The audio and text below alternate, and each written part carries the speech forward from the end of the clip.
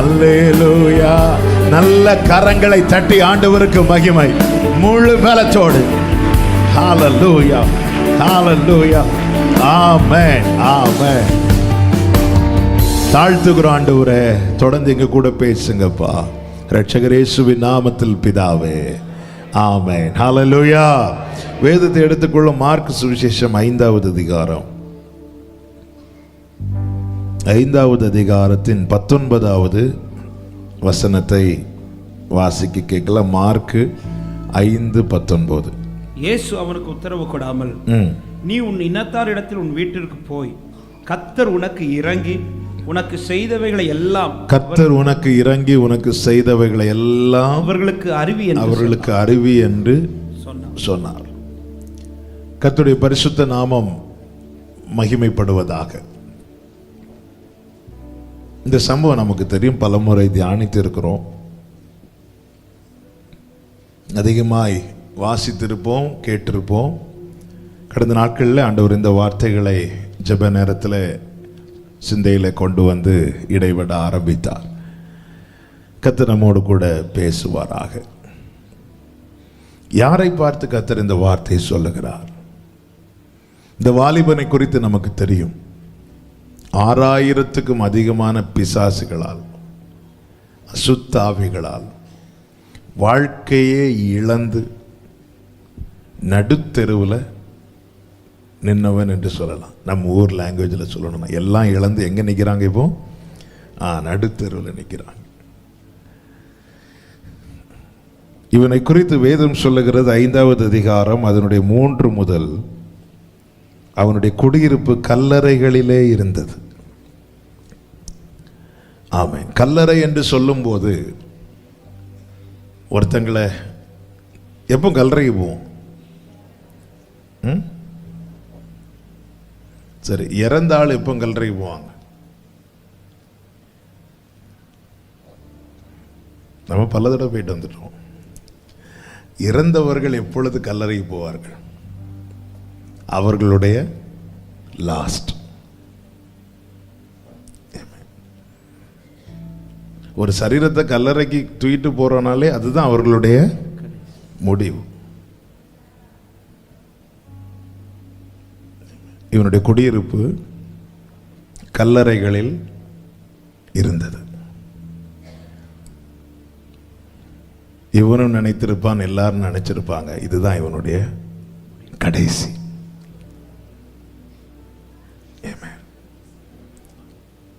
ஹல்லேலூயா. நல்லா புரிஞ்சுக்கோங்க, முடிவு எழுதுற அதிகாரத்தை கர்த்தர் பிசாசு கையில் கொடுக்கல. ஆமென், ஆமென், ஹல்லேலூயா. அப்படி கொடுத்திருந்தா நம்ம முடிவெல்லாம் என்னைக்கு எழுதப்பட்டு முடிந்திருக்கும். பத்ம தீவில் தூக்கி போடப்பட்ட யோவான் தூக்கி போட்டது டொமிஷியன் சக்கரவர்த்தி. ஏன் தூக்கி போட்டான்னா அவனுடைய முடிவு எழுதுறதுக்கு. எப்படியெல்லாமோ கொலை செய்ய வகை தேடினான். யோவானை கொல்ல முடியல. உடனே பத்மதீவில், யாரும் இல்லாத பத்மதீவில், எதுவும் இல்லாத பத்மதீவில் அங்கேயே கிடந்து சாகு. அப்பொழுதுதான் கர்த்தர் அவனுக்கு தரிசனமாகி கையை காட்டி கொடுக்கிறார். மரணத்தின் திறவுகோலும் பாதாளத்தின் திறவுகோலும் என் கையில் இருக்கு. அதன் அர்த்தம், நீ எவ்வளவு காலம் வாழணும், எங்கே சாகணும், எப்போ சாகணுங்கிறத தீர்மானிக்கிறது டொமிஷியன் அல்ல, மரணத்தை ஜெயித்தவர். ஹல்லேலூயா, ஹல்லேலூயா. அவனுடைய குடியிருப்பு கல்லறையில் இருந்தது. அவனை சங்கிலிகளாலும் கட்ட ஒருவனாலும் கூடாதிருந்தது. ஏன்னா உள்ள ஒரு பெரிய கட்டு இருக்கு. உள்ள ஒரு பெரிய கட்டு இருக்கு. 1-2 கட்டில் 6000 கட்டுகள். 6000 கட்டுகள் அவனுக்குள்ள இருக்கிறது. அதை அடக்க ஜனங்க சங்கிலிகளை கொண்டு வந்தாங்க. அந்த சங்கிலிகளால் அவனை கட்ட கூடாதிருந்தது. அவன் அநேகந்தரம் விலங்குகளாலும் சங்கிலிகளாலும் கட்டப்பட்டிருந்தும் சங்கிலிகளை முறித்து விலங்குகளை தகர்த்து போடுவான். அவனை அடக்க ஒருவனாலும் கூடாதிருந்தது.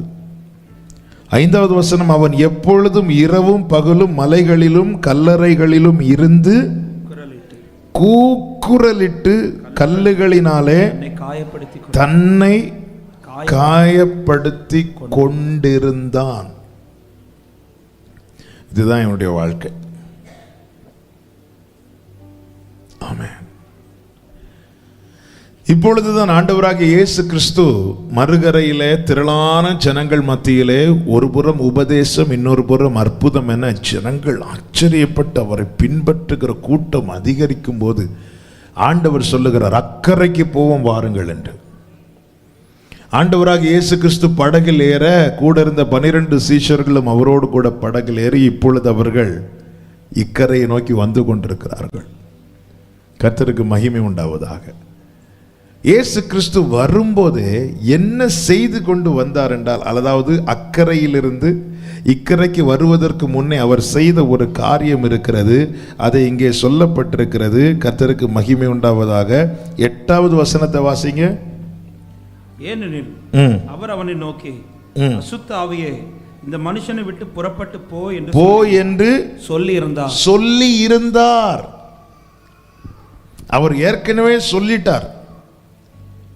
அவருடைய கட்டளை பிறப்பிக்கப்பட்டது. நல்லா புரிஞ்சுக்கோங்க. அப்போ முதல்ல என்ன வருதுன்னா வார்த்தை வருது. அதுக்கு பின்னாடி யார் வரா? அதை நிறைவேற்றுகிறவர் வருகிறார். ஆமென். ஹல்லேலூயா.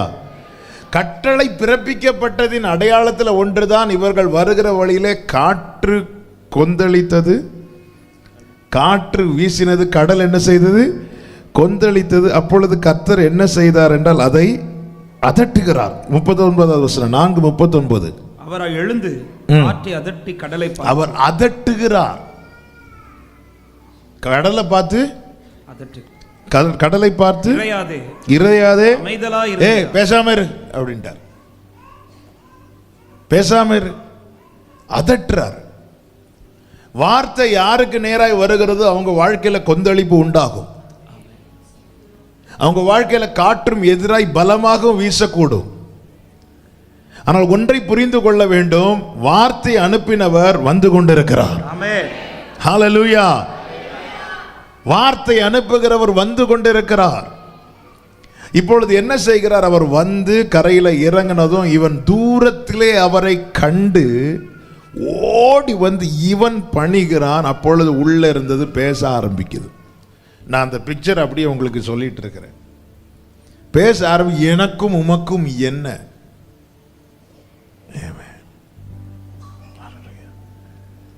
நாங்கள் சாகாதபடிக்கு, எங்களை இந்த எல்லை விட்டு விரட்டாதபடிக்கு இந்த பண்டிகளுக்குள்ளே போக விடுன்னு சொல்லும்போது ஆண்டவர் வெளியே உத்தரவு கொடுக்கிறார். அந்த 6000 பிசாசுகளும் அவனை விட்டு வெளியேறி அங்கே இருந்த 2000 பண்டிகளுக்குள்ளே போய் அத்தனை பண்டிகளும் கடலில் விழுந்து மரித்தது.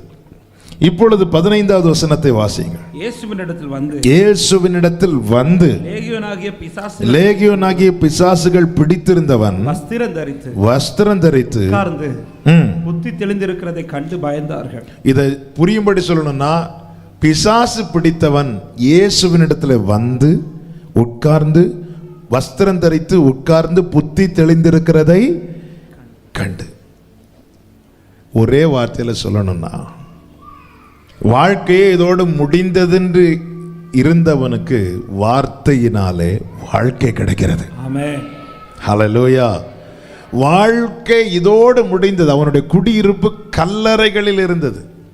வாழ்க்கை இதோடு முடிந்தது என்று இருந்தவனுக்கு வார்த்தையினாலே, அவர் வேற எதுவுமே செய்யல, அதட்டுறார். காற்றையும் கடலையும் பார்த்து சொல்லுறார், வெளியேறுங்கிறார், உத்தரவு கொடுக்கிறார். எல்லாமே வார்த்தை. அவரிடத்திலிருந்து வார்த்தை புறப்பட மாற்றங்கள் உண்டாகி கொண்டிருக்கிறது. நம்முடைய வாழ்க்கையில நம்ம பிரச்சனை என்னன்னா, வார்த்தை வந்ததும் ஃபேவரான அடையாளங்கள் நடக்குதான்னு தான் பார்ப்போம். ஆனா வார்த்தையை பெற்றவன் அடிக்கிற காற்றை கூட தனக்கு அனுகூலமாய் தான் பார்ப்பான். கொந்தளிக்கிற கடலை கூட தனக்கு அனுகூலமாய் தான் பார்ப்பான். ஹல்லேலூயா. இல்லை, எனக்கு அன்ஃபேவரா ஒரு காற்று வீசினா ஓகே, வார்த்தை நிறைவேற போகுது. அப்படி அல்ல. சொன்னது கர்த்தர். ஆமென். நான் போன வாரம் தான் சொன்னேன்னு நினைக்கிறேன். ஆபிரகாமின் சரீரம் செத்ததை தவிர ஆபிரகாமுக்கு கர்த்தர் சொன்ன வார்த்தை சாகல. கப்பர் சேதம் உண்டானதை தவிர வார்த்தை சேதம் உண்டாகவில்லை. ஆமா, யோபுவுக்கு உண்டானது எல்லாம் நஷ்டமானதை தவிர யோபுவுக்குள்ளே கர்த்தர் வைத்த வார்த்தை நஷ்டமாகவில்லை. ஹல்லேலூயா. வார்த்தை அது மன்னா, அது அழியாதது. கர்த்தருடைய பரிசுத்த நாமம் மகிமைப்படுவதாக. வார்த்தையினாலே வாழ்க்கை பெற்றவன். வார்த்தையினாலே நம்முடைய வாழ்க்கையை நம்ம திரும்பி பார்க்கணும். ஏன் கர்த்தர் வார்த்தைகளை தந்து கொண்டே இருக்கிறார்?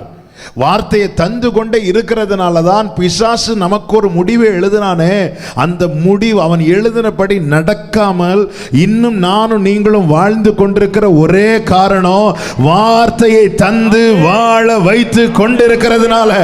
கரங்களை தட்டி ஆண்டவருக்கு மகிமை. நல்ல கரங்களை தட்டி. இல்லைன்னா என்னுடைய குடியிருப்பு,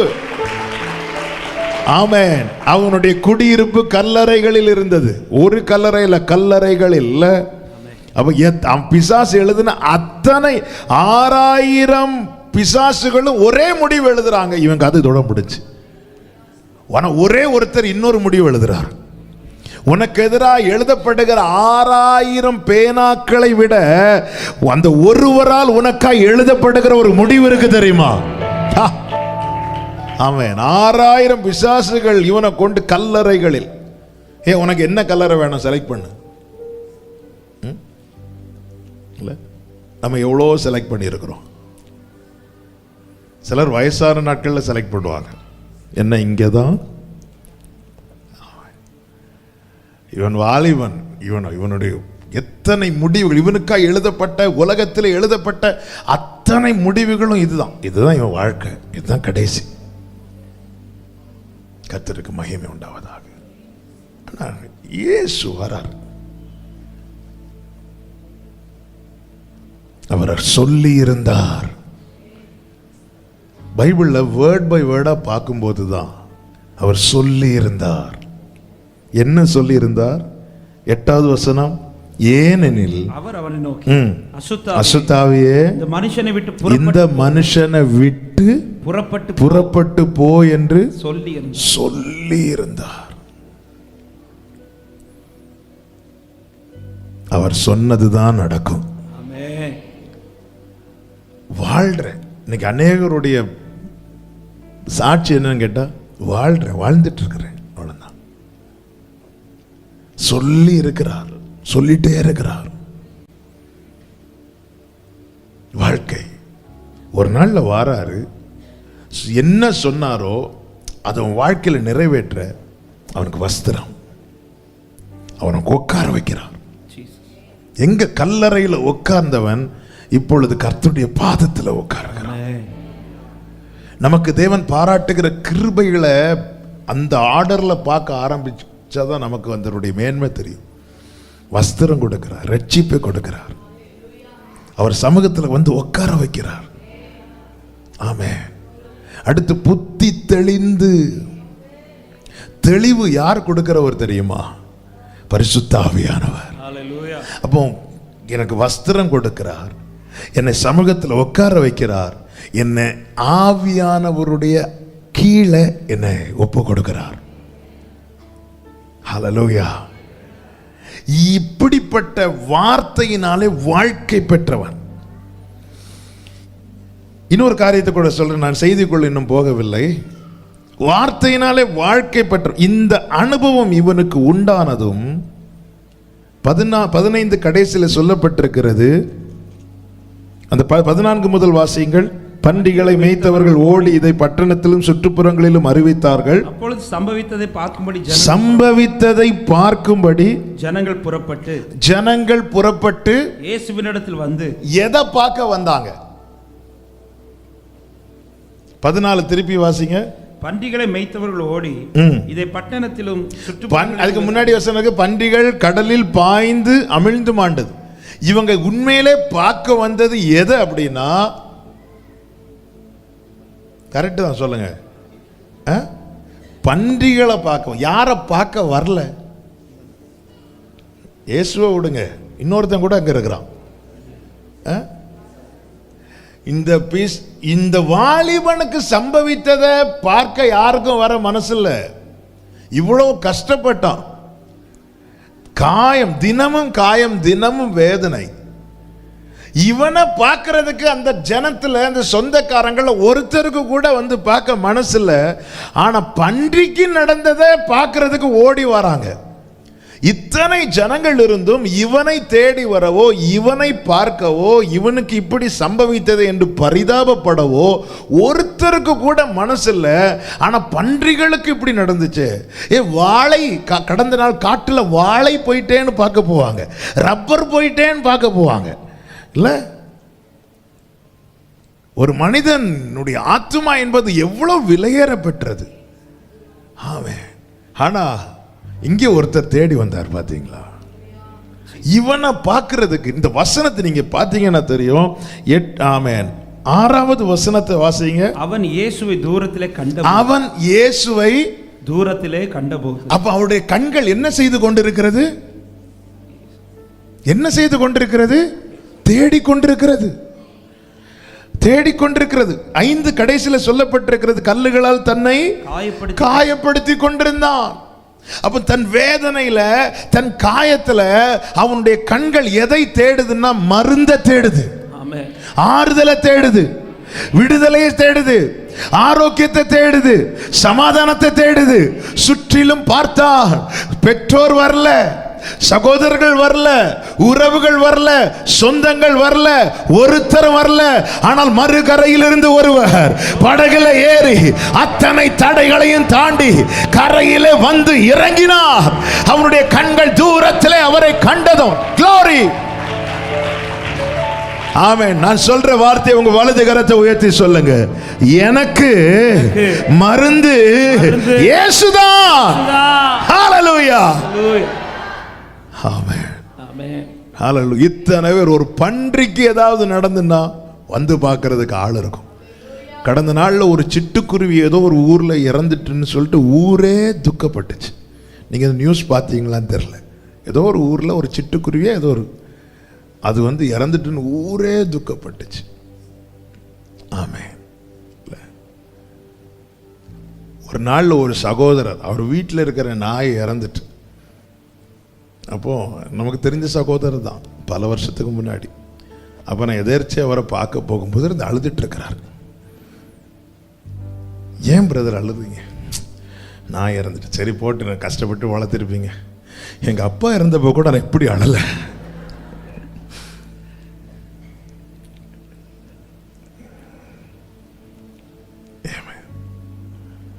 எங்க அப்பா இறந்தப்போ கூட நான் இப்படி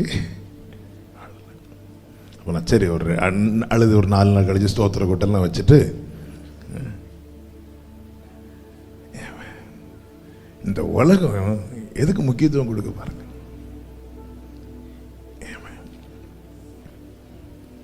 ஹல்லேலூயா. கர்த்தர் நல்லவர். ஆமென். நான் எதுக்கு சொல்ல வரேன்னா, நம்ம கூட இருக்கிறவங்க உயிரற்ற பொருட்களுக்கெல்லாம் முக்கியத்துவம் கொடுப்பாங்க இல்லை, நமக்கு தராம போவாங்க. இந்த 2000 பண்டிகள் கேட்கலாம், ஆண்டவரே ஆனால் இந்த பண்டிகள் பாவம்ல ஆண்டவரே. ஆண்டவருடைய பதில் எதுவா இருக்கு தெரியுமா? அது எல்லாத்தை விட எனக்கு இவன் தேவை. உனக்கு ஈடாய் நான் மனிதர்களை கூட கொடுப்பேன்னு சொல்லியிருக்கிறார். உன்னை நான் மீட்க என்னவும் செய்யறதுக்கு ரெடி. அப்படிதான் இறங்கி வந்தார். என் ஜீவனை கொடுத்து தான் உன்னை வாங்கணுமா? நான் பாதியில விட்டு செல்ல மனிதர் அல்ல. எருசலேம் பவனியோடு அவர் ஓட்டத்தை முடித்திருந்தார். எருசலேம் பவனியோடு ஓட்டத்தை முடித்திருந்தால் நம்முடைய ஓட்டம் ஆரம்பிக்கவே பட்டிருக்காது. இல்ல, நான் எருசலேமுக்கு போனோம், நான் ஒப்பு கொடுக்கப்பட வேண்டும். வேதம் சொல்லுகிறது யோவான் 19 அவர் தன்னுடைய சிலுவையை சுமந்து கொண்டு போனார். ஆமென். அவரே எடுத்துட்டு சுமந்து கொண்டு போறார். ஏன்னா அவருக்கு நம்ம பிரஷியஸ். வார்த்தையினாலே வாழ்க்கைப்பட்டவங்க. அடுத்த காரியம், இந்த 14:15 சொல்லப்பட்டிருக்கிறது, பண்டிகைகளுக்கு சம்பவித்ததை பார்க்கும்படி ஜனங்கள் புறப்பட்டு இயேசுவினிடத்தில் வந்து லேகியோனாகிய பிசாசுகள் பிடித்திருந்தவன் வஸ்திரம் தரித்து உட்கார்ந்து புத்தி தெளிந்திருக்கிறதை கண்டு பயந்தார். கண்டு பயந்தார். எல்லாரும் சொல்லுங்க, கண்டு பயந்தார். பயந்தார்கள். உண்மையில எப்போ பயந்திருக்கணும்? நேத்து அவன் கல்லுகளால் காயப்படுத்தினப்ப பயந்திருக்கணும் இல்ல? ஆமா, நல்லா புரிஞ்சிருங்க. இந்த பிசாசுகள் என்ன சொல்லுச்சு இயேசுவின் இடத்துல? இந்த எல்லையை விட்டு 10வது வசனம், தங்களை அந்த திசையிலிருந்து துரத்தி விடாதபடிக்கு அவரை மிகவும் வேண்டிக் கொண்டார். இப்போ என்னன்னா, இவனை விட்டு நான் போயிறேன், ஆனா இந்த எல்லையை விட்டு எங்களை துரத்திடாதீங்க. ஏன்னா நாங்கள் குடியேறும்படியாய் அநேக ஜனங்கள் ரெடியா இருக்கிறாங்க. இயேசு பிசாசு துரத்தினதும் ஜனங்கள் வந்து இயேசுட்ட என்ன சொன்னாங்க? நீங்க போயிருங்க, நீங்க போயிருங்க, அப்படிதான் சொல்றாங்க. இயேசுக்கு இடம் கொடுக்க மறுக்கிறவனுடைய எல்லைக்குள்ளே பிசாசு வாசம் பண்ண ரொம்ப விரும்பும். அதனால தான் பிசாசுகள் சொல்லுச்சு, இந்த திசையை விட்டு எங்களை துரத்திடாதீங்க. இந்த வீட்டில் என்ன ரொம்ப கவனிப்பாங்க. நல்ல காலையில் 8 மணிக்குனா பிரேக்ஃபாஸ்ட், அடுத்து பசி வர்றதுக்குள்ளே லஞ்சு டேபிளில் ரெடியாக இருக்கும். இடையில ஸ்நாக்ஸ் என்ன, டீ என்ன, ஜூஸ் என்ன. ஆண்டவரே ஒரே ஒரு ஜெபம் பண்ணுறேன், இந்த திசையை விட்டு மட்டும் துரத்திடாதீங்க. ஜனங்க வந்து இயேசுவின் இடத்துல என்ன சொல்றாங்க? ஆமென். 17வது வசனம், அப்பொழுது தங்கள் எல்லைகளை விட்டு போகும்படி அவரை வேண்டிக் கொள்ள தொடங்கினார்கள். இயேசுவுக்கு இடமில்லாத எல்லைக்குள்ளே பிசாசு வாசம் பண்ண ரொம்ப விரும்பும். ஆமென். இப்ப பாருங்க, இவனுக்கு சம்பவித்ததை கண்டு ஜனங்கள் என்ன செய்தார்கள்? பயந்தார்கள். தாவீது சொல்லுகிறார், சங்கீதம் 40:2-3 வசனங்களிலே, பயங்கரமான குழியிலும் உளையான சேற்றிலும் இருந்து என்னை தூக்கி எடுத்து என் கால்களை கன்மலை மேலே நிறுத்தி என் அடிகளை உறுதிப்படுத்தி நமது தேவனை துதிக்கும் புது பாட்டை அவர் என் வாயிலே கொடுத்தார். அநேகர் அதை கண்டு பயந்து அநேகர் அதை கண்டு கேட்டார்கள் என்றல்ல, பயந்து. அப்ப உண்மையான ஒரு மாற்றம் ஒரு தேவ பிள்ளைக்குள்ளே வரும்போது மற்றவர்களுக்கு என்ன உண்டாகுமா? பயம் உண்டாகும். அப்ப நான் இருக்கிற இடத்துல தெய்வ பயம் வெளிப்பட வேண்டுமானால் எனக்குள்ளே மெய்யான ஒரு மாற்றம் தேவை. தாவீதோடு கூட கர்த்தர் இருப்பதை சவுல் அறிந்து என்ன செய்தான்? பயந்தான். மோசே தேவ பிரசன்னத்திலிருந்து இறங்கி வரும்போது, அவன் போகும்போது அவனை பார்த்த முகம் அல்ல, அவன் வரும்போது அவனுடைய முகம் பிரகாசித்ததை பார்த்ததும் ஜனங்களுக்கு என்ன வந்துட்டு? பயம் வந்துட்டு. இவன் பிசாசுகளால் அலைக்கழிக்கப்பட்ட போது இவனை பார்த்து பரியாசம் பண்ணி இருப்பாங்க. ஏன்னா வஸ்திரம் இல்லை, ஊளை இட்டு கொண்டு ஓடுவான், கூக்குரல் இடுவான்.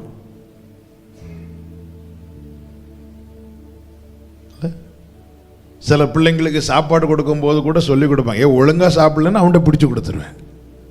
இப்படி அநேக பரியாசங்களுக்கு, எத்தனை எத்தனை வேதனையின் வார்த்தைகளுக்கு அகப்பட்டவனை இப்ப புத்தி தெளிந்து வஸ்திரம் தரித்து அவர் பாதத்தில் இருப்பதை பார்த்து பயம் வந்துட்டு, மெய்யான மாற்றம். அப்ப ஆண்டவரே பயம் உண்டாக அக்னி இறக்கும்னு ஜெபம் பண்ணக்கூடாது. ஆண்டவரே என்னை சூழ்ந்திருக்கிறவர்களுக்குள்ள தெய்வ பயம் உண்டாக எனக்குள்ளே மாற்றத்தை தாங்க, எனக்குள்ளே மாற்றத்தை. நான் வேலை பார்க்கிற இடத்துல தெய்வ பயம் இல்லாம துணிந்து காரியங்களை நடப்பிக்கிறாங்களே ஆண்டவரே, எப்படி? நான் ஆண்டவர் கொடுத்த வாக்குத்தத்தங்கள்ல ஒன்றென்ன, எனக்கு பயப்படும் பயத்தை உனக்கு முன் செல்லும்படி செய்வேன். எனக்கு பயப்படும் பயத்தை. அதனால தான் ஒரு பெரிய தேவ மனிதர் பல நாட்களாய் தேவ சமூகத்திலிருந்து தன் தேசத்தின் விடுதலைக்காக, ரட்சிப்புக்காக ஆமென் அதிகமாய் ஜெபித்து விட்டு ஒரு நாளிலே ட்ரெயினில் பயணம் பண்ணி வந்து கொண்டிருக்கிறார். ஒரு குறிப்பிட்ட ஊர் வந்தபோது இது எந்த ஸ்டேஷன் பார்க்கறதுக்காக ஜன்னல் வழியாக இப்படி வெளியே இப்படி பார்க்குறாராம். அவ்வளோதான். அந்த ஸ்டேஷனில் இருக்கிறவங்க, அந்த பகுதியில் இருக்கிறவங்கெல்லாம் தெய்வ பயம் வந்ததும் அத்தனை பேரும் முழங்கால் போட்டு நான் பாவின்னு அறிக்கை செய்தாங்களாம். நான் பாவின்னு சொல்லிட்டு வயலில் வேலை பார்த்துட்டு இருக்கிறவங்க எல்லாம் ஓன்னு அறிக்கை செய்தாங்க. இவர் ஒரு தெருவழியை நடந்து போன ஒன்றுமே செய்யலை. அந்த தெய்வ பயம் அவருக்கு முன்னாக செல்லுகிறது. அவ்வளோதான். அத்தனை பேரும் பாவின்னு அறிக்கை செய்தாங்க. தேவாலயத்துக்குள்ள ஏசாயா வந்ததும் சேராபீன்கள் தங்களுக்கு கொடுக்கப்பட்ட செட்டைகளில் எல்லா 2 செட்டைகளை தவிர மீதி எல்லா செட்டைகளையும் எடுத்து தங்களை மறைத்து விட்டு 2 செட்டைகளை அடித்து ஒருவரை ஒருவர் பார்த்து சேனைகளின் கர்த்தர் பரிசுத்தர் பரிசுத்தர் என்று சொல்லி கொண்டிருக்கிறார்கள். ஏசாயா உள்ள வந்ததும் அவனுக்குள்ள இந்த தெய்வ பயம் வந்துச்சு. தெய்வ பயம் நமக்குள்ளே வந்தாதான் அந்த உணர்வு உண்டாகும். பயம். தாவீது சொல்றாரு, என்னை பார்த்து ஜனங்க எப்பவும் பயந்தாங்க தெரியுமா? நான் சிங்கத்தை கொன்ற போதல்ல, நான் கரடியை கொன்ற போதல்ல, நான் கோலியாத்தை வீழ்த்தின போதும் அல்ல. எப்பொழுது பயங்கரமான குழியில் இருந்து என்னை தூக்கி எடுத்து கண்மலை மேல நிறுத்தி என்னை பாட வைத்தாரோ அப்பொழுது அநேகர் அதை கண்டு பயந்து, அநேகர் அதை கண்டு பயந்து. மோசே வாக்கிலும் செய்கைகளும் வல்லவனான போது அவன் போய் ஜனங்கள்ட்ட, என்னப்பா நீங்க இப்படி பிரச்சனை பண்றீங்க, உன்னை யார் எனக்கு தலைவனா வைத்தது? அவ்வளவுதான். ஆனா தெய்வ பிரசன்னத்திலிருந்து மாற்றப்பட்டவனாய் மோசே வருகிறான். வேதம் சொல்லுகிறது, ஜனங்கள் கர்த்தருக்கும் மோசேக்கும் பயந்தான். ஆரோன் வர மோசேக்கு பயந்தான். ஆரோன் யார்? அண்ணன், மூத்த சகோதரன். ஆனா மோசேயை பார்த்து பயம். ஏன்னா தேவனால் மாற்றப்பட்டவன். நமக்குள்ளே உண்டாகிற மாற்றம் நம்மை பார்க்க விரும்பாதவர்கள் கூட நம்மை பார்த்து பயம் வரும். ஹல்லேலூயா. இந்த மாற்றம் வேணும். ஆண்டவர், பிள்ளைங்களுக்கு என் மேல ஒரு பயம் இல்லை ஆண்டவரே அப்படின்னு யாராவது பெற்றோர் இருக்கிறீங்கன்னா இங்க தேவ சமூகத்தில் கேட்கறது இதுதான். அந்த தெய்வ பயம் இருக்கணும். நம்ம சொந்தங்கள் நடுவில் ஆமென் எவ்வளோ காரியங்கள் பாருங்க. நம்ம போய் ஒரு இடத்துல இருந்தா அநேக காரியங்கள் தடை பண்ணப்படணும். என்ன அநேக காரியங்கள்? எது தேவனுக்கு பிரியமில்லாத காரியங்களா இருக்கிறதோ அது எல்லாமே தடை பண்ண, ஜனங்களுக்கு செய்யக்கூடிய அந்த துணிகரம் வரக்கூடாது. இது நான் ஒரு சேர்ல இருப்பேன், என் பக்கத்தில் இருக்கிறவங்க அவங்க என்னவோ செஞ்சிட்டு இருக்கிறாங்க, என்னவோன்னு செய்வாங்க. ஏன் எங்க மிஸ்டேக்? ஆண்டவரை பாருங்க, ஆண்டவரை இவங்க எல்லாம் இப்படி இருக்காங்க. இல்லை ஆண்டவர், எனக்குள்ள இன்னொரு மாற்றம் இன்னொரு இருந்தா, என் பார்வையில் அந்த பரிசுத்தம், என்னுடைய செயல்களில் அந்த பிரசனத்தில் நம்ம போய் இருந்தா இல்லை. ஆண்டவராகிய இயேசு கிறிஸ்து சஞ்சரிக்கிற இடத்துல விபச்சாரம் செய்கிற ஸ்திரீகள் இருந்தார்கள். ஆனா இயேசு கிட்ட வந்ததும் பாதத்தில் விழுந்து அழுதுருவாங்க. சீமோன் வீட்டில் போய் பிரசங்கம் ஒன்றும் பண்ணல, உட்காந்து சாப்பிட போனார் ஆண்டவர். உட்காந்து சாப்பிட்டுட்டு இருந்ததும் அந்த பட்டணத்தில் பாவியா இருந்த ஸ்திரீ என்ன பண்ணிட்டா? ஓடி வந்துட்டா. ஓடி வந்து பாதத்தில் விழுந்து அழுறான், அழுதுட்டே இருக்கிறான். இந்த அனுபவம் நம்ம வீட்டில் முதல்ல இருக்கணும். நாம ஒரு ரூம்ல இருந்து ஜோம் பண்ணிட்டு இருப்போம், இன்னொரு ரூம்ல இருந்து துணிகரமாய் யாரோ ஒருத்தங்க பாவம் செஞ்சிட்டு இருப்பாங்கன்னா சம்திங் ராங் இல்லை. ஆமா, நாம ஒரு இடத்துல இருந்து ஜெபம் பண்ணிட்டு இருக்கும்போது அந்த ரூம்ல இருக்கிறவங்களுக்கு பாவம் செய்ய அந்த எண்ணம் வந்தாலே பயம் வந்துடணும். பவுலும் சீலாவும் ஜெபித்தா பாடிக்கொண்டிருந்த போது பக்கத்தில் இருந்தவங்களுக்கு வேற ஒண்ணுமே செய்ய முடியல. அவங்க என்னதான் செஞ்சிட்டு இருந்தாங்க? கேட்டு கொண்டிருந்தார்கள். வேற ஒண்ணுமே செய்ய முடியாது.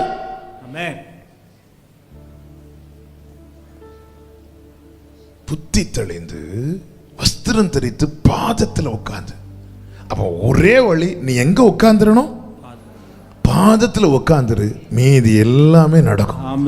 நீ பாதத்தில் உட்கார்ந்தா கர்த்தருக்கு பயப்படுகிற பயம் உன்னில் வெளிப்படும். ஆமென், ஹல்லேலூயா. இதுதாங்க வேணும். இதுதாங்க மாற்றத்தை கொண்டு வரும் குடும்பத்தில். பிள்ளைங்க துணிந்து பாவம் செய்யறாங்களா? இருக்கக்கூடாது.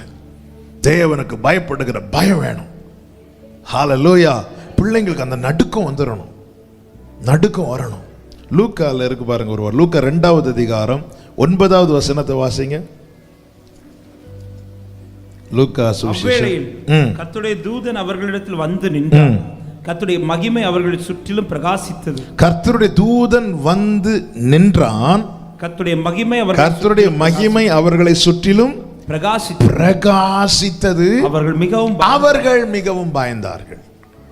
கர்த்தருடைய தூதன் வந்து நின்றான், கர்த்தருடைய மகிமை சுற்றிலும் பிரகாசித்தது. இந்த வார்த்தையை சொல்லும் போது ஒரு வசனம் சங்கீதத்தில் இருக்கு, யாருக்காவது ஞாபகம் வருதா? கர்த்தருக்கு பயந்தவர்களை அவருடைய தூதன் பாளையம் இறங்கி அவர்களை விடுவிப்பார். சங்கீதம் 34 இருக்குல்ல, அந்த வசனம் எடுத்த வாசிங்க. சங்கீதம் 34. கர்த்தருடைய தூதன் அவருக்கு பயந்தவர்களை சூழ பாளையம் இறங்கி அவர்களை விடுவிக்கிறார். அப்போ நான் பரலோகம் நமக்காக இறங்கும் போது நம்மை சுற்றிலும் என்ன பிரகாசிக்கும்? மகிமை பிரகாசித்ததுனால தான் மோசேயை பார்த்ததும் ஜனங்க பயந்தாங்க. இவன் வாழ்க்கையில கர்த்தருடைய வார்த்தை போனது. இத்தனை காலம் இவனுக்குள் இருந்தது 6000 பிசாசுகள், இப்பொழுது இருக்கிறது வார்த்தை. வேதம் சொல்லுகிறது, நீர் உம்முடைய சகல பிரஸ்தாபத்தை பார்க்கிலும் உம்முடைய வார்த்தையை மகிமைப்படுத்தி இருக்கிறேன். அவன் தெய்வ ஜனங்கள் கண்டு பயந்தார்களாம். ஜனங்களுக்குள்ள பயம் வந்துட்டு. ஏன் பயம் வந்துச்சு தெரியுமா? ஜனங்க எல்லாருமே இந்த கட்டில தான் இருக்கிறாங்க. எனவே தான் பிசாசு சொல்லுது, இந்த எல்லையை விட்டு எங்களை துரத்திடாதீங்க. ஜனங்க வந்து இயேசுவினிடத்துல என்ன கேட்டிருக்கணும்? சமாரியாவிலே ஆண்டவராக இயேசு கிறிஸ்து போன போது ஜனங்கள் என்ன கேட்டார்கள்?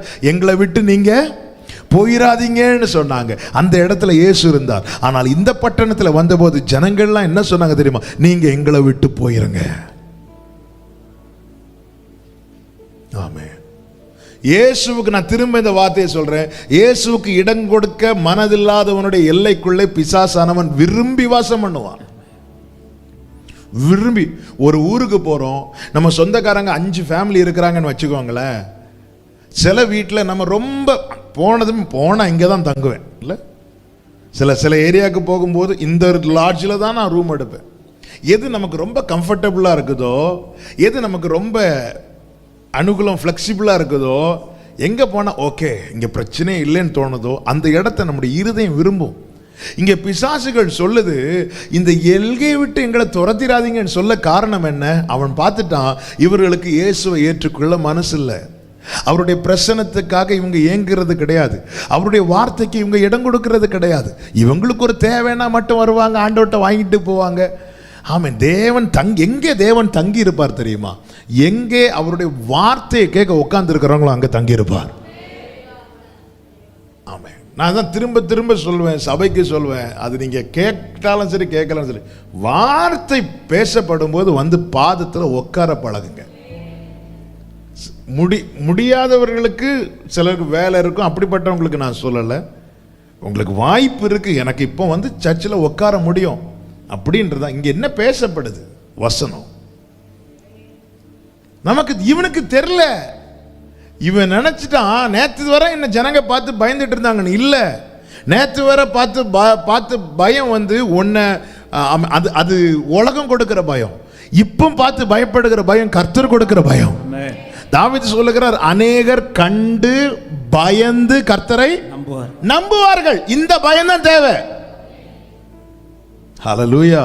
அநேகர் கண்டு பயந்து கர்த்தரை நம்பணும். வேலை பார்க்குற இடத்துல நாம போய் உட்கார்ந்து இருக்கும்போது நம்ம பக்கத்தில் இருக்கிறவங்களுக்குள்ள ஒரு தெய்வ பயம் வரணும்.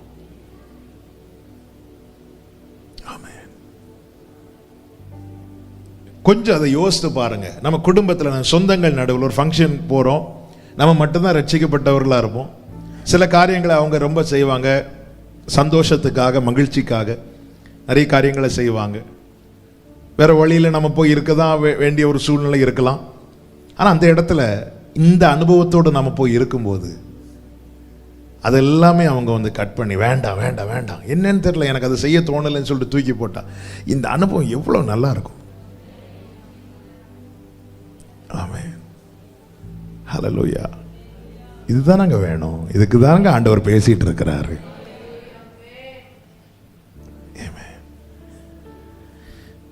அப்போ என் ஜனத்தை மாற்றும் என்று கேட்கறதுக்கு முன்னாடி ஆண்டவரே என்னை மாற்றும், என்னை மாற்றும், என்னை மாற்றுங்க.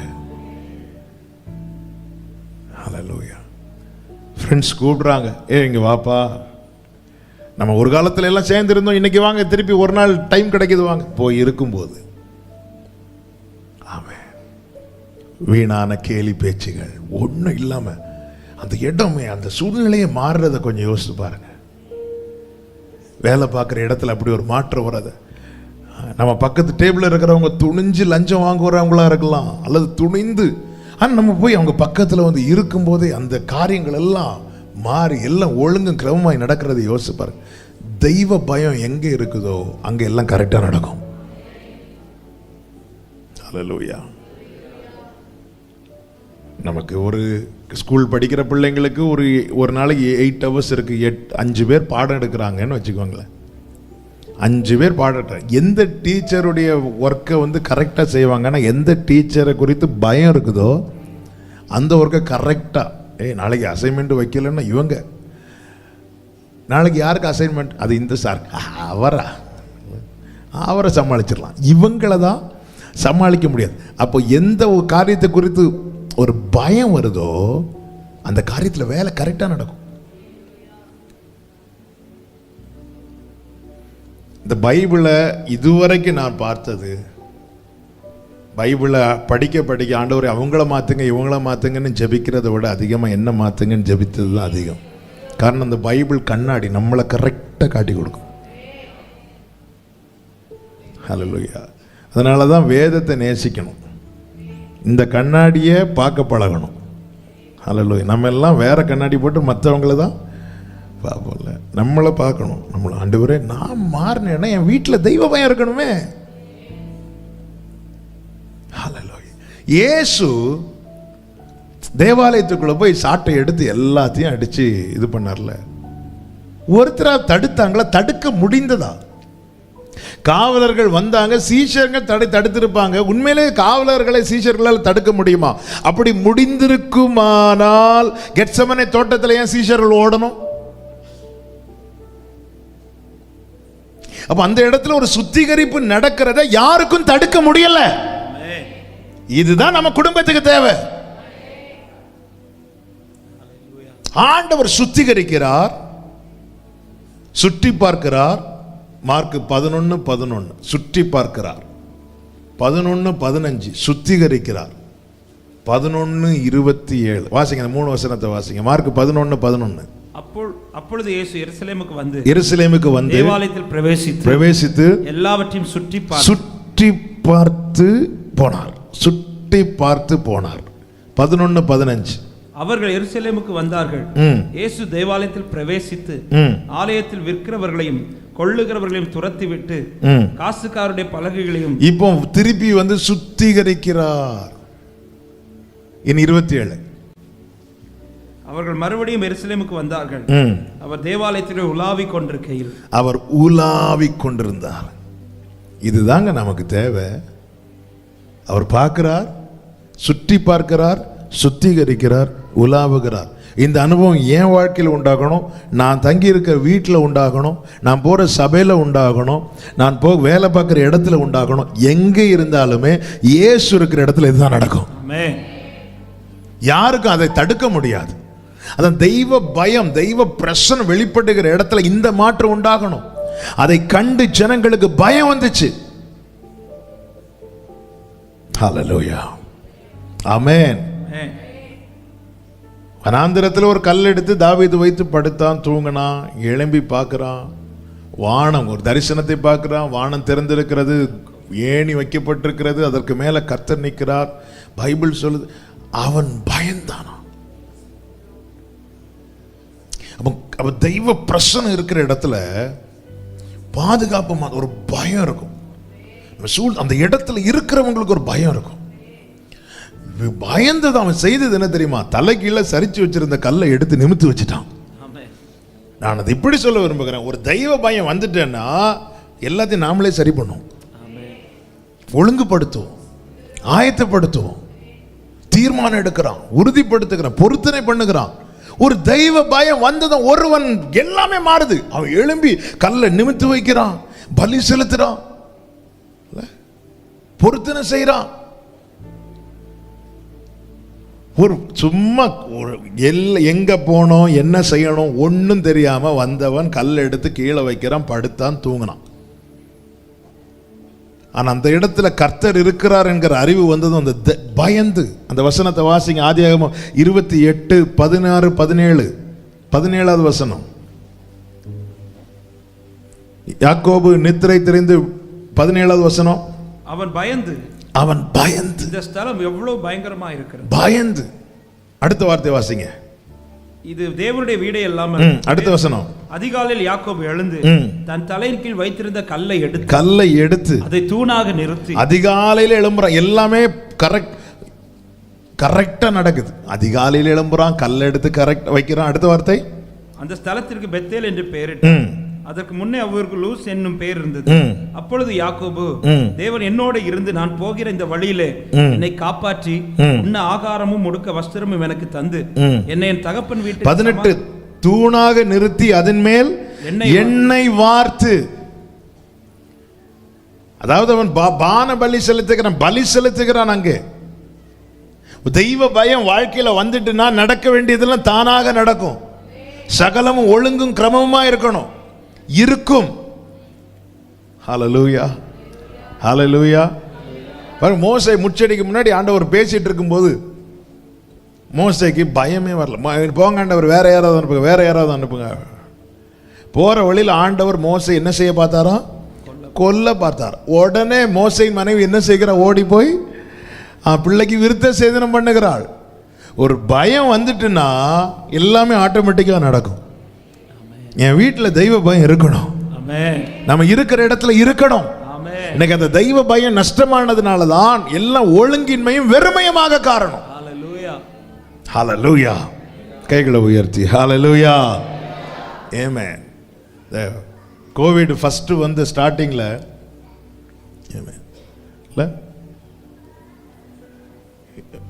நிறைய இன்ஸ்ட்ரக்ஷன்ஸ் வரும். கையை கரெக்ட் அடிக்கடி கழுவுங்கள். ஒரு கொசு வந்து கையில் இருந்தாலே போயிருந்து கழுவும். அதுக்கு முன்னாடி சாப்பிட்டா கூட அன்னையர் கை கழுவ மாட்டான், அப்படி இப்படின்னு தொடச்சிட்டு. இப்போ சாப்பிட்றதுக்கு முன்னாடி கை கழுவுது, சாப்பிட்டுட்டு கை கழுவிட்டு போயிட்டு சானிடைசர் எடுத்து. ஏன்னா ஒரு பயம் வந்துட்டு, பயம் வந்ததும் எவ்வளோ சுத்தத்தை எதிர்பார்க்குறோம், எவ்வளோ சுத்தமாக இருக்கணும்னு நினைக்கிறோம். கர்த்தருக்கு பயப்படுகிற பயம் ரொம்ப முக்கியம். அது நாம இருக்கிற இடத்துல வெளிப்படணும்னா நமக்குள்ளே மாற்றம் வேணும். ஹல்லேலூயா.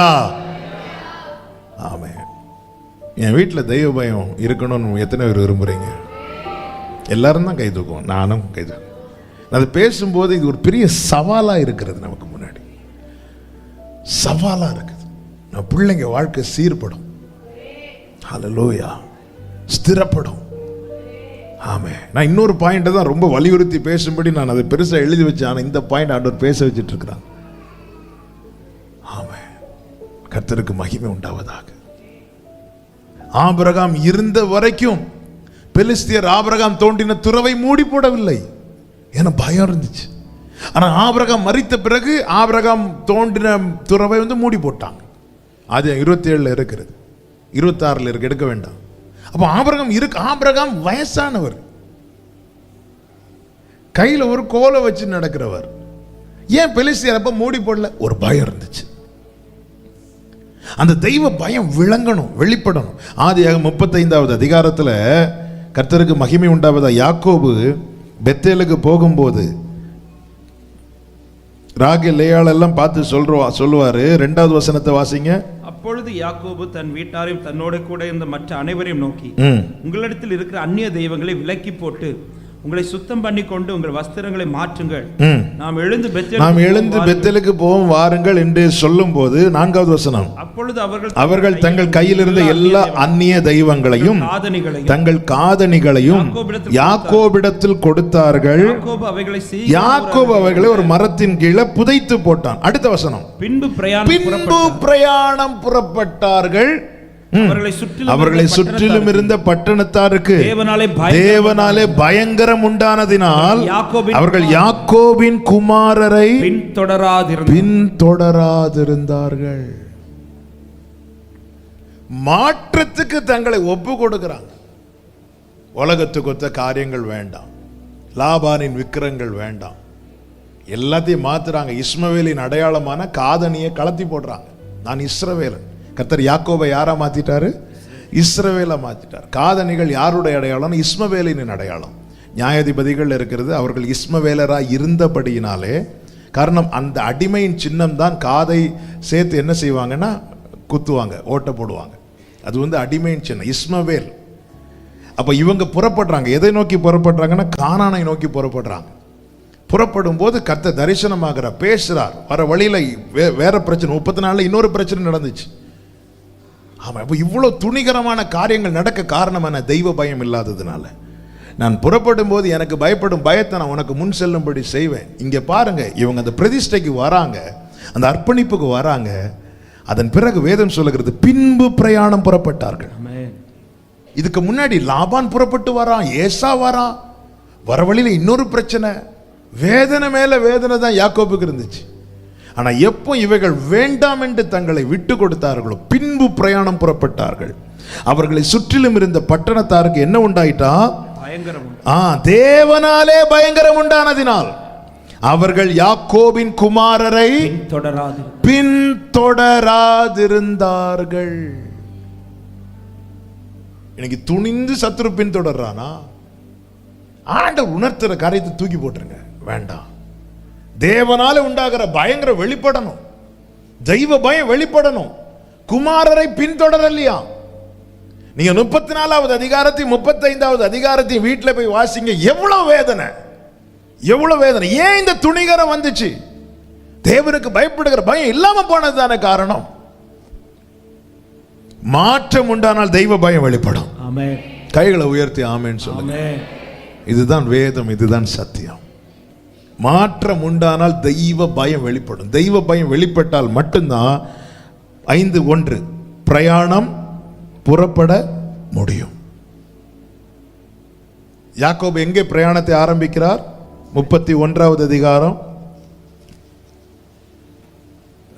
18 கடைசி வாசிங்க. கானான் தேசத்தில் இருக்கிற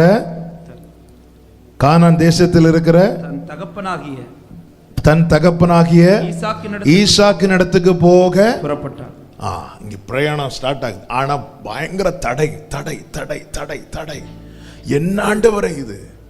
ஆண்டவர் சொல்ற, இன்னைக்கு சத்துரு புகுந்து விளையாடுறான்பா, எல்லைக்குள்ள ஜாலியா விளையாடுறான். ஏன் தெரியுமா? எனக்கு பயப்படுகிற பயம் இல்ல. இன்னைக்கு மனிதர்கள் தலை மேல ஏறி போறாங்க. ஏன் தெரியுமா? எனக்கு பயப்படுகிற பயம் இல்ல. அப்ப அந்த பயம் வரணும்னா உனக்குள்ள மாற்றம் இருக்கணும். யாக்கோபு சொல்றான், வேண்டாம், தேவையில்லாத தூக்கி போடுங்க, நம்முடைய ஓட்டம் பாதியில போயிடக்கூடாது, வேண்டாம். எல்லாத்தையும் தூக்கி போட்டாங்க. பின்பு பிரயாணம் புறப்பட்டார்கள். நாம் அந்த நித்தியத்தை நோக்கி பயணிக்கிறவர்கள்.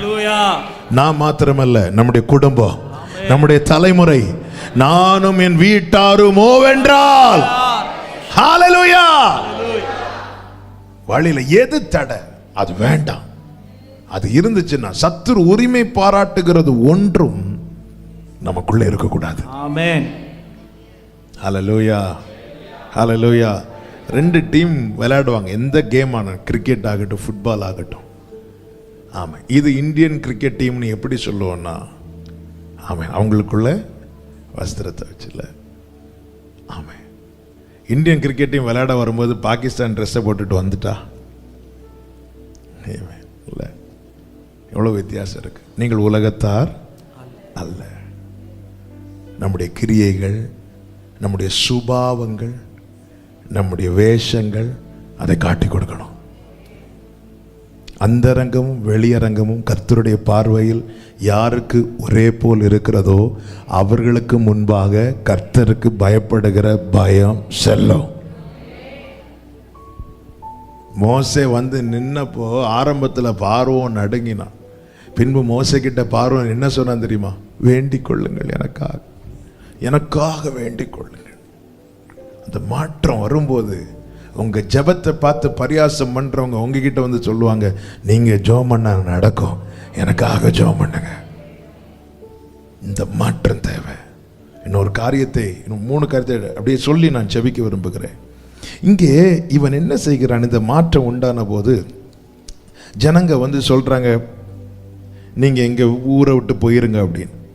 அப்பொழுது அவர் படகில் ஏறுகிற பொழுது 18வது வசனத்தை வாசிங்க. மார்க் 5:18. அவர் படகில் ஏறுகிற பொழுது பிசாசு பிடித்திருந்தவன் அவரோட கூட இருக்கும்படி தனக்கு உத்தரவு கொடுக்க அவரை வேண்டிக் கொண்டார். அதற்கு அவருடைய பதில் என்ன? இயேசு அவனுக்கு உத்தரவு கொடாமல் நீ உன் இனத்தாரிடத்திற்கு போய் கர்த்தர் உனக்கு இறங்கி உனக்கு செய்தவைகளை எல்லாம் அவர்களுக்கு அறிவி என்றார். ஆமா. இப்போ அவன் என்ன கேட்கிறான்னா, நான் உங்க கூட வந்துடுறேன்.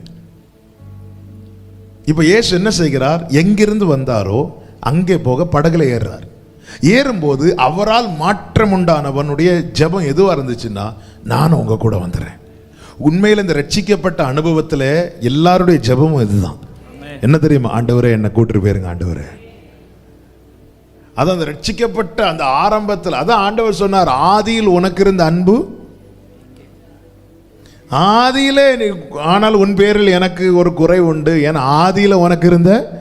அப்ப எப்படின்னா, இன்னைக்கு வரமாட்டாரா, நாளைக்கு காலையில் வரமாட்டாரா, இன்னைக்கு நைட்டு வரமாட்டாரா, இப்படி எதிர்பார்த்த நீ இப்போ நீ இதோ கர்த்தர் வருகிறார், அவர் கொஞ்சம் மெதுவா வாங்க ஆண்டவரே. இல்ல எல்லாருமே இந்த ஆரம்பத்தில் இவன் தான் இப்பதான் ரட்சிக்கப்பட்டிருக்கிறான், இப்பதான் இவனுக்குள்ள ஒரு மாற்றம். நேரம் வந்து சொல்றான், ஆண்டவரே நானும் உங்க கூட வந்துடுறேன். அதற்கு தேவனுடைய பதில் என்னன்னா, நீ போய் கர்த்தர் உனக்கு இறங்கி உனக்கு செய்தவைகளை எல்லாம் அவர்களுக்கு அறிவி. அதன் அர்த்தம் என்ன?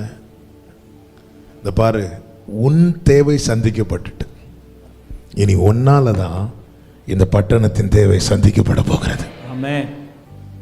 ஹல்லேலூயா. ஜனங்க போன்னு சொல்லும்போது ஆண்டவர் வெறுமையா போகல, அந்த பட்டணத்தில் ஒருவனை வைத்து விட்டு தான் போகிறார். நேற்று வர உனக்கு நான் தேவைப்பா, இனி இன்னையிலிருந்து இந்த குடும்பத்துக்கு இந்த பட்டணத்துக்கு நீ தேவை. நம் தேவை இன்னதென்று அறிந்து தேவனிடத்தில் கேட்பதோடு நிறுத்தி விடாமல், நாம் எதற்கெல்லாம் தேவை என்கிற அந்த உணர்வு தேவை, அந்த அறிவு தேவை. எனவே தான் பவுல் சொல்லுகிறார், பிலிப்பியர் 1வது அதிகாரம் 23-24 வசனங்கள். பிலிப்பியர் 1வது அதிகாரம் 23-24 வசனங்கள். ஏனெனில் இவ்விரண்டினாலும் நான் நெருக்கப்படுகிறேன். தேகத்தை விட்டு பிரிந்து கிறிஸ்துவுடனே கூட இருக்க எனக்கு ஆசை உண்டு. அதிக நன்மையா இருக்கும். இந்த தேகத்துல நான் இருக்கிறதை விட இதை விட்டு பிரிந்து இயேசுவோடு இருக்கிறது எனக்கு என்ன நன்மையா இருக்குமா? இங்கே நான் பெற்றுக்கொள்கிற எல்லாம் என் குடும்பத்தோடு இருக்கிறதை விட, என் பிள்ளைகளோடு இருக்கிறதை விட அதிக நன்மையா இருக்குமா? அடுத்த வசனம், அப்படி இருந்தும் நான் சரீரத்தில் தரித்திருப்பது உங்களுக்கு அதிக அவசியம். ஹல்லேலூயா. பல மரண கண்ணிக்கு இந்த தீபம் இதோடு அவுட் அப்படி நினைச்சிட்டு இருக்கிற இடத்துல திரும்ப எரிய வச்சு திரும்ப வாழ வைத்ததின் நோக்கம் என்ன தெரியுமா? நீ இந்த சரீரத்தில் தரித்திருப்பது உன்னை சூழ்ந்திருக்கிறவர்களுக்கு கரெக்டா சொல்லுங்க, அதிக அவசியம். அப்ப நீ ரொம்ப முக்கியமானவன், நீ மிகவும் முக்கியமானவள். பவுல் சொல்றார், நான் பட்ட நெருக்கத்துல என் உள்ள என்ன சொல்லுதுன்னா, ஐயோ இதை விட்டு பிரிந்து, இந்த தேகத்தை விட்டு பிரிந்து இல்ல, சில வாடகை வீட்டில இருந்து ரொம்ப கஷ்டப்படுவாங்கல்ல, சீக்கிரமா. கடந்த நாள் ஒரு சகோதரன் அதான் சொன்னார், எனக்கு இன்னொரு வீடு வேணும் பாஸ்டர், நீங்க ஜெபம் பண்ணுங்க, இந்த வாடகை வீட்டில இருந்து வாடகையும் ஜாஸ்தி, வீடும் சரியில்லை, எனக்கு சீக்கிரமா இங்கிருந்து வெளியே போகணும், சீக்கிரமா வெளியே போகணும். இதுதான் பவுல் நம்மில் அநேகர் இதுதான். நெருக்கத்துக்குள்ள இருக்கும்போது இதை விட்டு பிரிந்து இயேசுவோடு இருக்க எனக்கு ஆசை உண்டு, அது எனக்கு அதிக நன்மையானது. அப்படி இருந்தும் நான் சரீரத்தில் தரித்திருப்பது உங்களுக்கு அதிக அவசியம். நீ எதற்கு அவசியம் என்பதை அறிந்து வாழு. அதுக்கு தான் உன்னை இந்த பட்டணத்தில் விட்டு வச்சிருக்கிறான். ஹல்லேலூயா. ஏன் ஆண்டவரே இந்த குடும்பத்தில் என்ன கொண்டு வச்சிருக்கீங்க? ஏன் ஆண்டவரே இந்த தெருவில் என்ன வச்சிருக்கிறீங்க?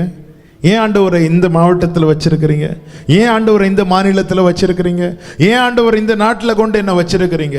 உன்னை விட்டு வைத்திருக்கிறார். அவருடைய பிரதிநிதியா, அவருடைய பிரதிநிதி நீ. ஹல்லேலூயா. ஆண்டவர் சொல்லிட்டாரு, நான் உனக்கு சொல்லிட்டேன், நீ உன் வீட்டுக்கெல்லாம் சொல்லு. ஆமென். அவசியம் அறிந்து செயல்படணும். ஆண்டவரே இதை விட்டுட்டு அங்கே வரணும்னு ஆசை. எத்தனை பேருக்கு ஆசை இருக்குன்னு கேட்டால் எல்லாரும் கை தூக்குவோம். ஆனால் உண்மையில தூக்குறது கிடையாதுன்னு தெரியும். அதனால் நான் கை தூக்க வைக்கல. சில காரியத்துக்கு ஏன் கை தூக்க வைக்கலைன்னா அது அப்படி தான். சர்ச்சுக்குள்ளே எதுக்கு நம்ம, ஆனால் உண்மையில் அந்த ரட்சிப்பின் ஆரம்ப அனுபவத்தை பாருங்கள். எனக்கு நல்ல ஞாபகம் இருக்கு. அந்த ஒரு நாளில் அந்த பரிசுத்த ஆவியினால் அந்த நிரப்பப்பட்ட அனுபவம். அந்த நாளில் அப்படியே கன்னியாகுமரி பீச் பக்கம் போக வேண்டிய சூழ்நிலை. இது நடந்தது 2011-12 நினைக்கிறேன், அந்த இயரில்.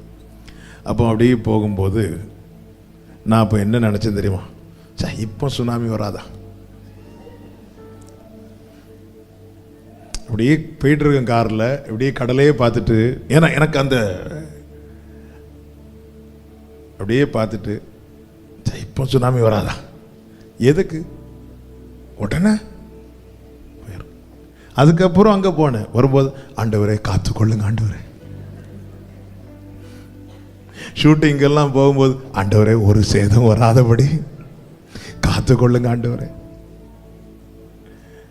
நம்ம நிறைய பேர், நம்ம எல்லாருமே பல விதங்களில் ஆண்டவரை சிரிப்பு காட்டிகிட்டே இருக்கிறோம் இல்லை? அந்த ஆரம்பத்தில் எனக்கு விட்டு போயிடணும். ஆனால் ஆண்டவர் ஏன் அந்த இங்கே பைபிள் சொல்லுது உத்தரவு கொடாமல், அவர் சில காரியங்களுக்கு உத்தரவு கொடுக்காததுனால தான் இன்னும் நம்ம வாழ்ந்துட்டு இருக்கிறோம். ஆமென். நான் சொல்ற அந்த வசனத்தை திருப்பி வாசிங்க. இயேசு அவனுக்கு உத்தரவு கொடாமல், அதுதான் எனக்கு எடுத்த செய்தி, அதுதான். உத்தரவு கொடுக்கல, அதனால நான் வாழ்ந்துட்டு இருக்கிறேன். வாழ்த்து கரத்தை உயர்த்தி சொல்லுங்க. இயேசு எனக்கு சில காரியங்களுக்கு உத்தரவு கொடுக்காததுனால நான் இன்னும் வாழ்ந்து கொண்டிருக்கிறேன். ஹல்லேலூயா. அவர் நல்லவர் என்றும் துதியுங்கள் அவர் கிருபை. நேரம் போயிட்டு 2 பாயிண்ட் கூட நான் சொல்லி ஜெபிக்கிறேன். இப்போ ஆண்டவர் சொல்றாரு, நீ உள்ள போய் நீ உன் இனத்தாரிடத்தில் உன் வீட்டுக்கு போய். அதன் அர்த்தம் என்ன? நீ திருப்பி போ, உன் சொந்தக்காரன் கிட்ட போ, உன் இனத்தார் இடத்துல போ, உன் வீட்டுக்கு. எதுக்கு போகணும்? பிசாசினால் உன் வாழ்க்கை அலைக்கழிக்கப்பட்டதை எந்த கண்கள் பார்த்ததோ, தேவனால் உன் வாழ்க்கை ஆசீர்வதிக்கப்பட்டதையும் அந்த கண்கள் பார்க்கணும். நீ கஷ்டப்பட்டதை எந்தெந்த கண்கள் பார்த்ததோ, நீ இன்னைக்கு ஆசீர்வாதமா இருக்கிறது அந்த கண்கள் பார்க்கணும். நீ வேதனைப்பட்டதை எந்த கண்கள் பார்த்ததோ, நீ சந்தோஷமா இருக்கிறது அந்த கண்கள் பார்க்கணும். நீ ஒன்றும் இல்லாமல் இருந்ததை எந்தெந்த கண்கள் பார்க்கிறதோ, இன்னைக்கு தேவனால் எல்லாம் பெற்றுக்கொண்டதை அத்தனை கண்களும் பார்க்கணும். நீ போ. Glory. பிசாசு உலகத்துக்கு முன்னாடி நம்மை நிறுத்துவது நம்மை காட்சியாக்க, தேவன் நம்மை நிறுத்துவது நம்மை சாட்சியாக்க. ஹalleluya. அப்படியெல்லாம் உன்னை கூட்டிட்டு போக மாட்டேன், நீ போ. யார் யார் ஒன்ன. ஆமென். யோபு சொல்றாரு, கர்த்தருக்கு மகிமை உண்டாவது. யோபு 30:1 வாசிங்க. 30:1 வசனம். யோபுவின் புத்தகம் 30:1. இப்பொழுதோ என்னிலும் இளவயதானவர்கள் என்னை பரியாசம் பண்ணுகிறார்கள். பிதாக்களை நான் என் மந்தையை காக்கும். என்னிலும் இளவயதானவர்கள் என்னை பரியாசம் பண்ணுகிறார்கள். 9வது வசனம். ஆனாலும் இப்போது நான் அவர்களுக்கு பாட்டும் பழமொழியுமான. நிறைய பேர் நம்மளை வச்சு பாட்டு எழுதிட்டு இருக்கிறாங்க. நம்மளை வச்சுலாம் பாட்டு எழுதுவாங்க. சொந்தக்காரங்கள்ட்ட கேளுங்க. நம்மளெல்லாம் பாட்டு எழுதும் போது 2 சரணம் 3 சரணம் தான். அவங்களாம் 7, 8, 10 சரணம் ஒரே பாட்டு. எத்தனை வருஷம் ஒரே பாட்டு. நம்மளை நினைச்சாலே பாட்டு பாட ஆரம்பிச்சிருவாங்க. பாட்டும் பழமொழியுமான. அடுத்த வசனம்.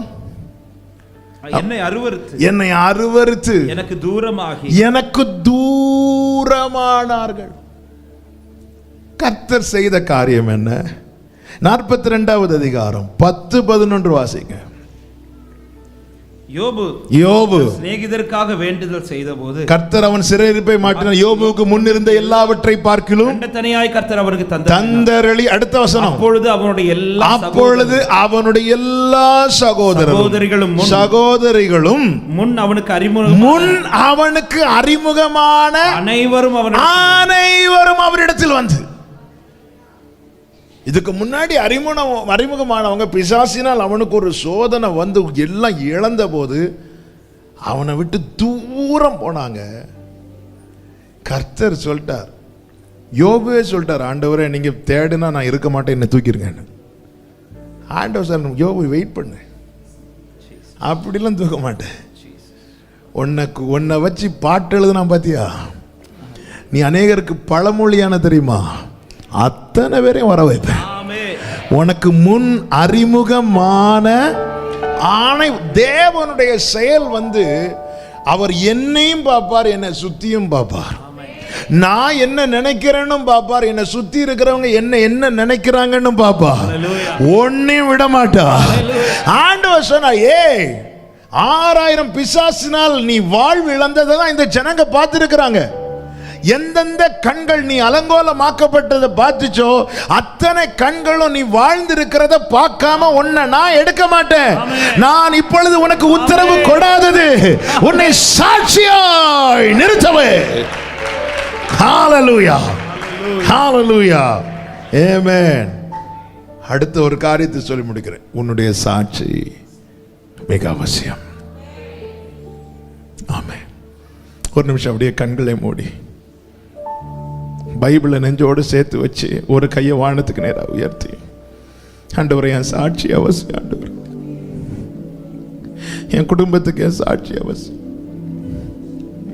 என்னை சூழ்ந்திருக்கிறவர்களுக்கு சாட்சி அவசியம். சாட்சி சொல்ல வைங்கப்பா. கர்த்தருக்கு காத்திருந்தானே, அவர் இவனை விடுவிக்கட்டும், அவர் செய்வாரா பாப்போம். இப்படி நிறைய கேட்டுட்டேன்ப்பா, சாட்சி சொல்ல வைங்கப்பா, சாட்சி சொல்ல வைங்கப்பா. எந்த காரியம் நடந்தா சாட்சியாகணும் உங்களுக்கு தெரியும்ல, அந்த காரியத்துக்காக இப்ப ஜெபம் பண்ணுங்க. நான் பிரசங்கத்தை இங்க முடிக்கிறேன், இப்ப நீங்க ஜெபம் பண்ணுங்க. இவன் வாழ்க்கையில இந்த காரியம் நடந்தா மட்டும்தான் இவனால சாட்சியா இருக்க முடியும். கர்த்தர் அதை நடப்பித்தார். 6000 பிசாசுகளால் அதை தடுக்க முடியல, முடியாது. உங்க வாழ்க்கையில நீ எந்த காரியம் நடந்தா அது சாட்சியாகும். அப்படியே ஜெபம் பண்ணுங்க. முழங்கால் போட முடியும், முழங்கால் போட்டுருங்க. அப்படியே ஜெபம் பண்ணுங்க. நான் செய்தி எங்க முடிக்கிறேன், நான் ஜெபிக்க ஏவப்படுகிறேன். இனி என்ன நடந்தா சாட்சியாகும், அதுக்கு இப்ப ஜெபம் பண்ண போறீங்க. ஜெபம் பண்ணுங்க. ஒரு சில நிமிடங்கள். இது நடந்தனா சாட்சி ஆண்டவரே, இல்லைன்னா என்ன நடந்தாலும் ஒண்ணு இல்லப்பா, இது நடந்தா சாட்சி. பேசுங்க ஆண்டவர்ட்ட, இப்ப இருதயத்தை திறந்து பேசுங்க. இந்த காரியம் நடக்கணும்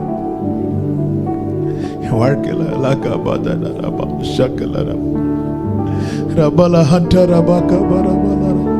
ஜெபம் பண்ணுங்க. இப்போ கொஞ்ச நேரம் ஜெபம் பண்ணுங்க.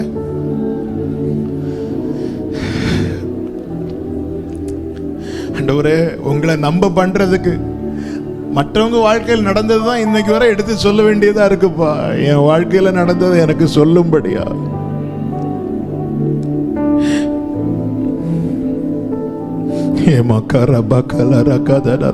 ஆன்லைன்ல பார்த்துட்டு இருக்கிற அன்பு சகோதர சகோதரி, ஆமென், டிவியில பார்த்துட்டு இருக்கிற அன்பு சகோதர சகோதரி, இந்த நேரத்தில் நீங்க இருக்கிற இடத்துல முழங்கால் போட்டு ஜெபம் பண்ணுங்க.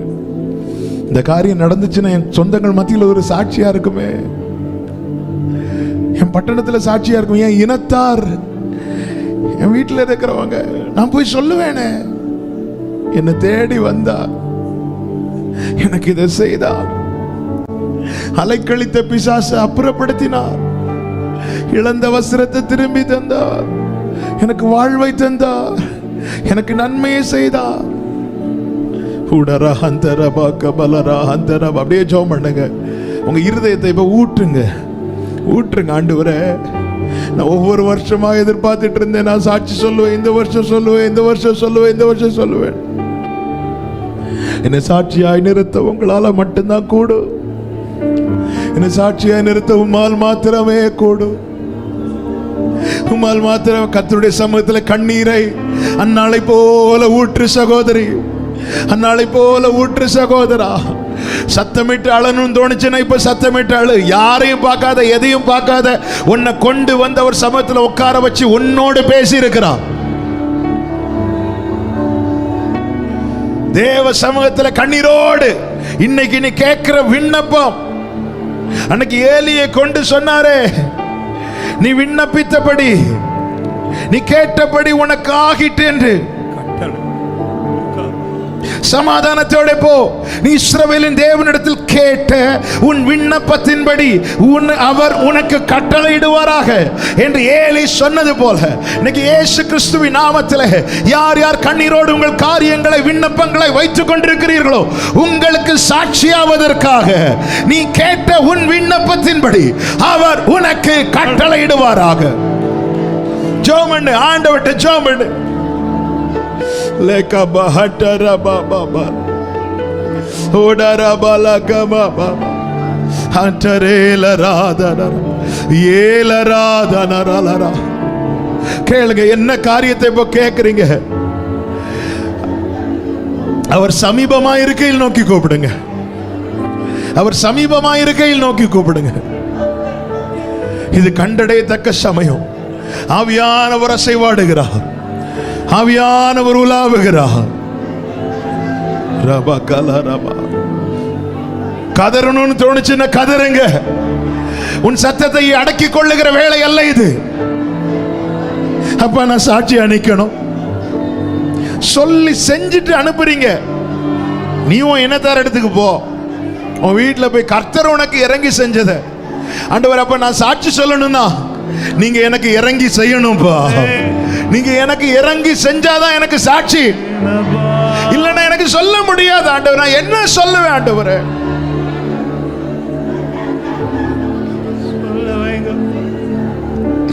இறங்கி செய்யுங்க.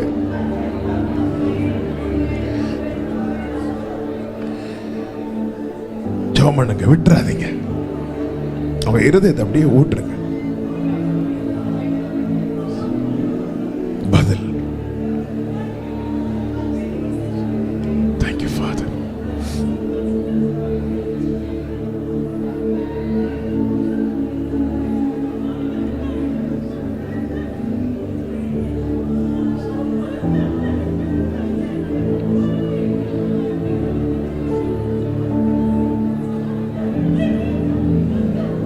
நீங்க இறங்கி செஞ்சாதான் சொல்ல முடியும்.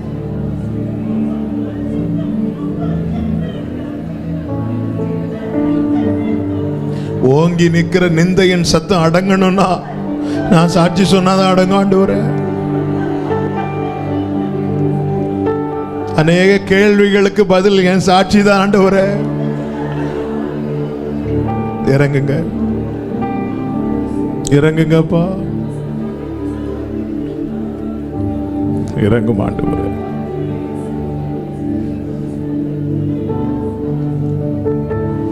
இறங்கும். இறங்கும். நல்லவரே, நல்லவரே. அப்பா, அப்பா, அப்பா, எங்கள் தகப்பனே,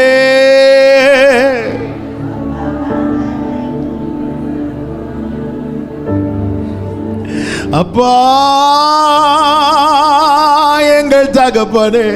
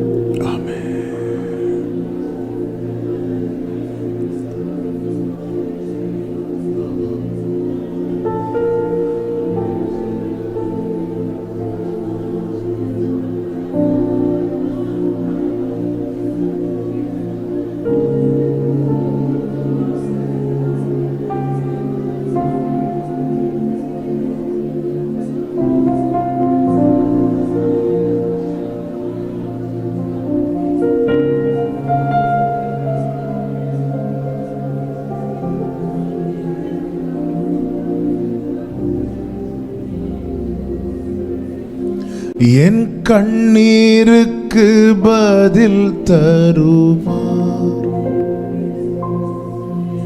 என் வேண்டுதலை கேட்டிடுவார். என் கண்ணீருக்கு பலன் தருவார்,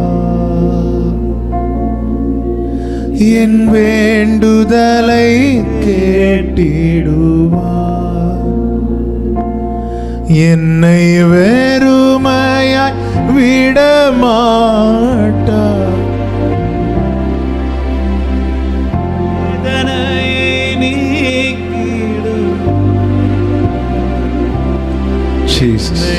வெறுமையாய் விடமாட்டார். என் வேதனையை நீக்கிடுவார், என் கண்ணீருக்கு பலன் தரும். அப்பா, வேண்டுதலை கேட்டிடு ஏசப்பா, பலன் தரும். ஓ என் எதிர்பார்ப்பு நீங்க தானே, என் எதிர்பார்ப்பு நீங்க தானே. வேறு யாரிடம் செல்வே, இம்மட்டும் நடத்தினீர், உம்மையே நம்பியுள்ளே. என் எதிர்பார்ப்பு நீங்க தானே, வேறு யாரிடம் செல்வே,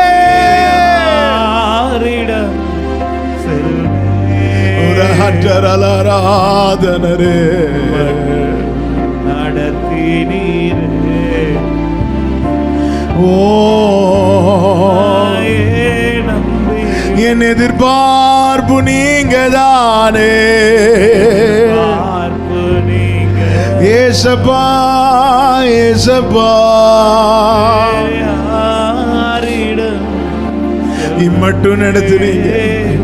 ஓ இம்மட்டும் நடத்தினீரே, உம்மையே நம்பி.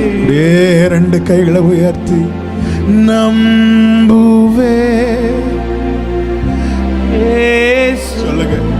ஏசப்பா நீங்க இறங்கி செஞ்சாதான் எனக்கு சாட்சி. நான் சாட்சி சொல்லணும்னா நீங்க எனக்கு இறங்கினா மட்டும்தான் முடியும். நீங்க எனக்கு இறங்கி செஞ்சா நான் சாட்சி, நான் சாட்சியா மாறணும், நான் சாட்சி சொல்லணும், சாட்சியா மாறணும். என் பிள்ளைங்க வாழ்க்கை சாட்சியா மாறணும்னு ஜெபிக்கிற அன்பு சகோதரா, என் வாழ்க்கை சாட்சியா மாறணும்னு ஜெபிக்கிற சகோதரா சகோதரி, இன்று நீ தேவனிடத்தில் கேட்ட விண்ணப்பத்தின்படியே அவர் உனக்கு கட்டளையிடுவாராக என்று மனதார உங்களை வாழ்த்துகிறேன். மனதார இருதயத்தின் ஆழத்தில் இருந்து மனப்பூர்வமாய் உங்களை வாழ்த்துகிறேன். இயேசு கிறிஸ்துவின் நாமத்தில் அப்படியே நடப்பதாக.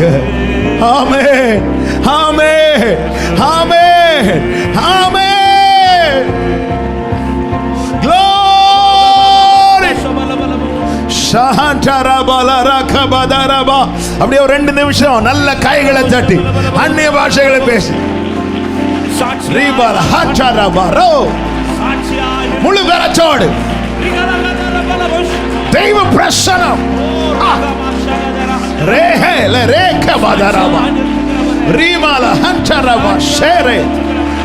உடரபா கரபா ஹண்டரபா ஓரபல ராதனரபா ஷத்தரபாரே ரீபல ரோ ஷத்தனரபா ரீகர ஹண்டரபா லகதரபா.